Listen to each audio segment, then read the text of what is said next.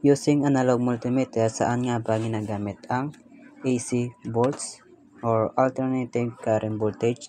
So, ibig sabihin ng AC volts guys, ito yung mga voltahe or kuryente nanggaling sa ating mga bahay.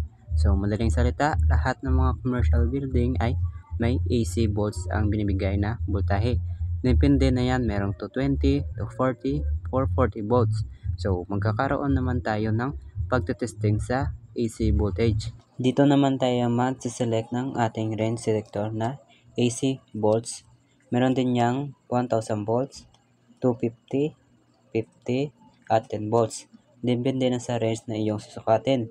Take note ko lang pala sa inyo lahat guys, lahat ng range dito na isa-select kung hindi ka sure kung ilan ang voltahe sa isang supply or source natin ay mas mainam na pupunta ka or mas siselect ka sa mas malaki na reading or range ng ating range selector.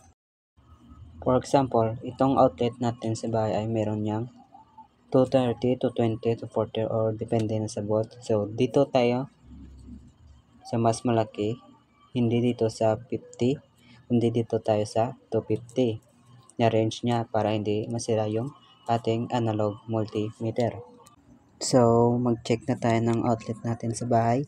So, bali yung outlet natin meron siyang 250 volts. Ayan, 250 yan. So, dahil 250 yan, so, select natin yung range selector natin ng 250 volts sa AC voltage. So, bali sa 250 volts na outlet yan, hindi yan sagad na 250. So, check na lang natin.